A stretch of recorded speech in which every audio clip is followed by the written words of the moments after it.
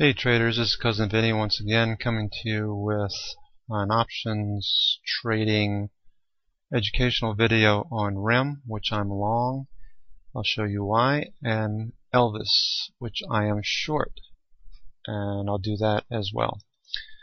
With RIMM, the thing I was looking for on the daily was this move up in the consolidation. We have these last four candles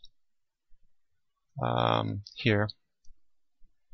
So I was looking for an entry with the move through the 200 EMA. So my setup would be looking for, on the hourly again, the Bollinger Bands squeezing, stochastics oversold and giving me a buy trigger signal, along with MACD below the zero line and turning up. So we got all of these indicators together.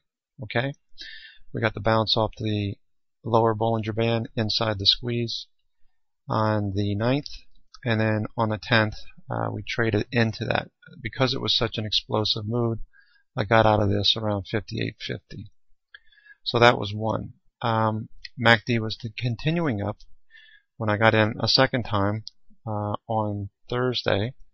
And I decided to swing this because of the nice move up at the highs. I felt that we'd have a further move on Friday, which we did get. So if you look at the 15-minute on Friday, you can see where I was talking about this before. It was a 2-day swing. We got the move up. We got this candle breaching the upper Bollinger Band. I was a little incorrect in the last thing I said, but we breached the upper Bollinger Band.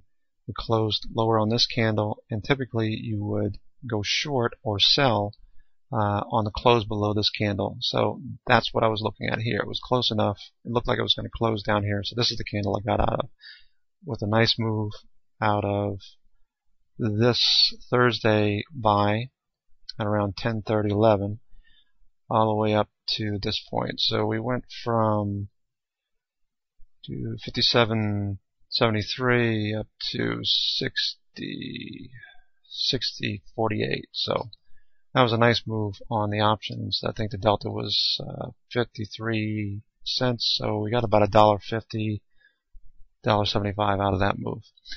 Now with LVS, what I looked at was the daily. I saw this shooting star candle. Typically when you breach the upper Bollinger Band, you wait for a close below this candle to go short.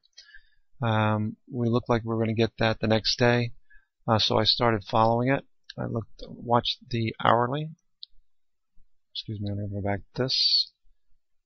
Yeah, that's right. The 9th, right? Okay. So looking at the hourly on the 9th, we got this move down below the 8 EMA. That was my signal that this is probably going to be a good short. The next day we traveled up, and on the 9th we started to close below that 8 EMA, so I got back in. And we had a nice move down. So I'm currently short this.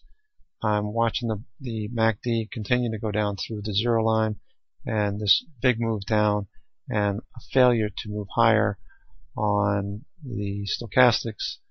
So I'm currently short, and I'm waiting for this 100 EMA to give way to the downside. I'm probably going to cover at the 20 EMA on when it does get down to that level. It may be that at that level on Monday. So again, this is Cousin Vinny coming to you from Day Trading Radio, where the futures are now trading a little bit higher, 11.97. Come in the room and we can discuss options trades. That's what I like to do most often. And in this market where we're up at the 100% retracement on the S&P 500, I am taking scalps only, trying to be out of trades by the end of the day. And that'll be about it. We'll talk to you soon. Have a good day.